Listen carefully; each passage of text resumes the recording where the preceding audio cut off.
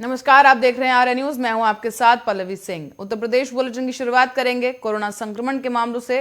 आपको बता दें कि कोरोना संक्रमण के मामलों में लगातार अब गिरावट दर्ज की जा रही है। तो वहीं कोरोना की तीसरी लहर के कमजोर पड़ने पर अब राज्य सरकार ने एहतियातन लगाई गई पाबंदियों को हटाना भी शुरू कर दिया है। और इसी कड़ी में आज राज्य सरकार ने नाइट कर्फ्यू को लेकर एक बड़ा फैसला किया है। दरअसल कोरोना के मामलों में कमी को देखते हुए प्रदेश की योगी सरकार ने लोगों को राहत देते हुए नाइट कर्फ्यू समाप्त कर दिया। अब बता दें आपको कि यूपी में रात्रि कर्फ्यू की अवधि रात 11 बजे से सुबह 6 बजे तक थी, लेकिन अब नाइट कर्फ्यू हटा दिए जाने के बाद अब व्यापारियों समेत अन्य लोग भी काफी खुश हैं। गौरतलब है कि नाइट कर्फ्यू हटाए जाने का फैसला आज रात से ही लागू हो जाएगा। तो वहीं मुख्य सचिव दुर्गा शंकर मिश्रा ने यूपी की सभी ऑफिसों को पूरी क्षमता के साथ खोलने के निर्देश भी जारी कर दिए हैं।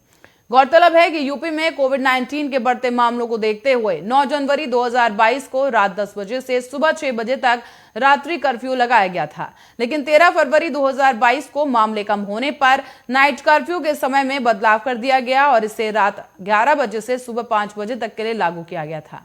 लेकिन अब क्योंकि कोविड-19 की तीसरी लहर अब कमजोर पड़ने लगी है, तो सरकार ने नाइट कर्फ्यू की पाबंदी की पूरी तरह से इसे खत्म कर दिया है।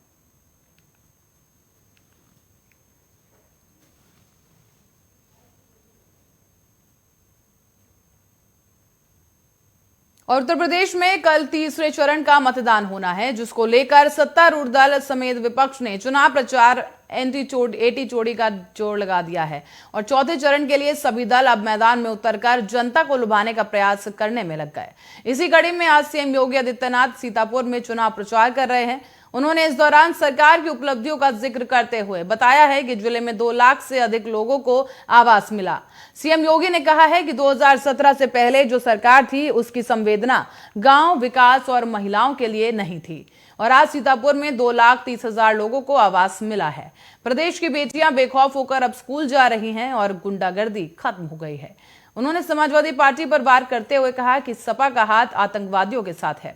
सीएम योगी आदित्यनाथ ने यह भी दावा किया कि भारतीय जनता पार्टी प्रचंड बहुमत के साथ सरकार बना रही है।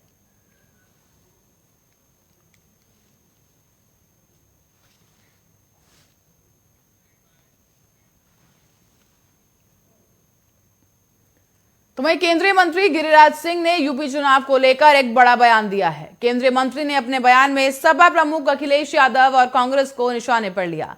गिरिराज सिंह अखिलेश यादव द्वारा जिन्ना से पटेल की तुलना करने को उन्होंने दुर्भाग्यपूर्ण बताया है और तुष्टीकरण की राजनीति कह दिया। साथ ही केंद्रीय मंत्री और बिहार के बेगूसराय से सांसद गिरिराज सिंह एक बार फिर से अपने बयान को लेकर चर्चा में है। इस बार उन्होंने अखिलेश यादव और कांग्रेस को अपने निशाने पर लिया। उन्होंने कहा कि दुर्भाग्य है कि तुष्टीकरण की राजनीति के द्वारा एक वर्ग के वोट लेने के लिए अखिलेश यादव जिन्ना की तुलना पटेल से करते हैं। कांग्रेस अकबर की तुलना महाराणा प्रताप से करती है और देश को अपमानित करने का काम कांग्रेस कर रही है। ये वोट के लिए देश को बेच देंगे। इससे पहले केंद्रीय मंत्री गिरिराज सिंह ने सीएम चन्नी द्वारा बिहार और यूपी के लोगों पर की गई टिप्पणी की भी कड़ी आलोचना की थी।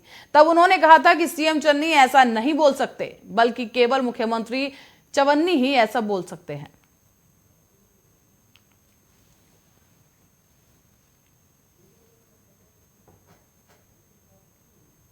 और समाजवादी पार्टी सुप्रीमो अखिलेश यादव ने उत्तर प्रदेश के लखीमपुर खीरी में चुनावी जनसभा को संबोधित किया है। अखिलेश यादव ने सत्ताधारी बीजेपी पर भी हमला बोला। अखिलेश यादव ने कहा कि गर्मी निकालने वालों की इस बार जनता भाप निकाल देगी। अखिलेश यादव ने कहा कि बाबा 2 चरण में हार चुके हैं और अभी भी नहीं मान रहे। लखीमपुर कांड का कोई दोषी है तो मंत्री पुत्र है और भारतीय जनता पार्टी की सरकार है। बीजेपी वाले कोई भी कानून कभी भी ला सकते हैं। इन्होंने जमानत जल्दी इसीलिए करवाई क्योंकि इन्हें पता है कि सरकार बदलने वाली है और जनता की अदालत में अभी जमानत नहीं मिली है। अखिलेश यादव आगे कहते नजर आए कि जनता शुरुआत के चरणों में बहुमत दे देगी। लखीमपुर में साइकिल के अलावा कुछ नहीं चलने वाला है। भाजपा के बूथों पर कहने को दुनिया की सबसे बड़ी पार्टी है और ये जन समर्थन देखने के बाद इनके बूथों पर मक्खी मारने वाले भी नहीं दिखेंगे। सपा सुप्रीमो ने आगे कहा कि बिजनौर के बाद लखीमपुर में भी अब हवाई जहाज नहीं उतर पाएगा। इसका मतलब भाजपा के लिए मौसम बहुत खराब है। उन्होंने आगे ये भी कहा कि किसानों को जीप से कुचलने जैसी घटना इतिहास में कहीं नहीं हुई होगी। यह आजाद भारत में जलियांवाला बाग की याद दिला देने वाली घटना है।